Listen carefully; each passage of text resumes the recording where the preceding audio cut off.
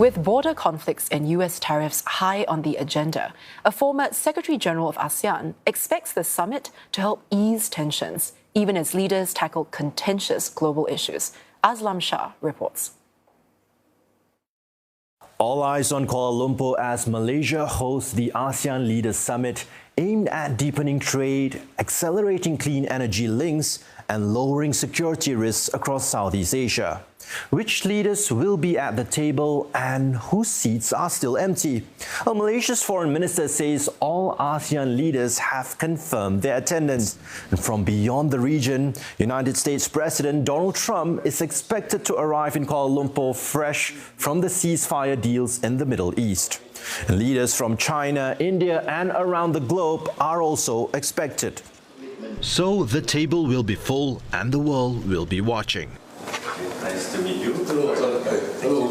To find out its significance, I spoke with ASEAN's former Secretary General from Singapore, Ong Keng Yong.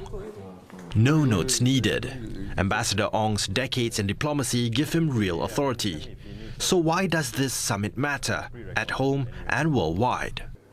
The fact that all these leaders from outside ASEAN is convening with the ASEAN leaders in Malaysia demonstrate what I call centrality of ASEAN.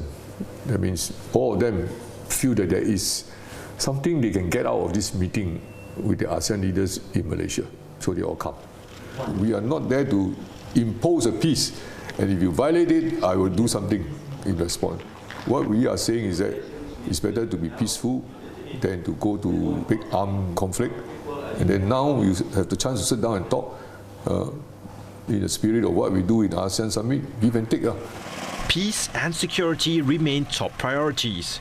A proposed peace deal between Thailand and Cambodia could mark a major diplomatic moment for ASEAN. And the person expected to oversee it, US President Donald Trump. Uncertainty remains over the Gaza ceasefire and ASEAN's role in supporting peace. US tariffs are affecting several ASEAN members. And Mr. Ong says ASEAN unity is essential to exert influence with world leaders. Donald Trump hopefully would be there physically to tell us what we already know, but hopefully with that present he can also pick up a few other things that will help to make his policy a bit more considerate for all of us. Such ASEAN unity is also reflected in its welcome for a new neighbour. A historic milestone this year sees Timor-Leste set to become ASEAN's 11th member. It sends a strong message of unity and regional growth. While ASEAN warmly welcomes one member, its relations with another remain tense. Myanmar has yet to fully comply with ASEAN's 5-point consensus, a plan for a peaceful resolution to the political crisis agreed upon by ASEAN leaders. Myanmar has been in turmoil since the military seized power in a coup in February 2021, sparking armed resistance and a nationwide humanitarian crisis. A platform for engagement is open at the summit, and all hope is not lost. So 5-point consensus of ASEAN is not a washout. It is still a valid document. Most important in there is humanitarian disaster relief for the Myanmar people. The second most important is that there is a provision for a democratic process. So if all of us are serious about our commitment in political arena to a democratic process, it's there. Now what we need to do is to find the 5-point consensus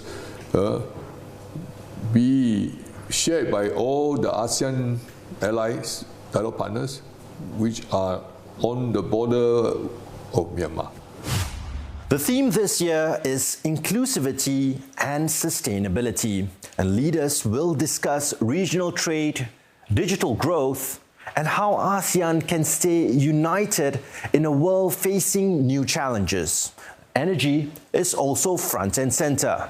ASEAN aims to raise renewable electricity to 45% by 2030 through projects such as the ASEAN Power Grid, which will connect countries through shared clean power.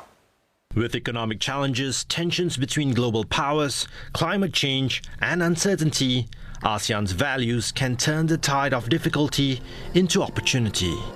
ASEAN countries are positioned quite healthily on the ledger sheet because we have a lot of digitally educated young people, so many workers, professional or industrial workers.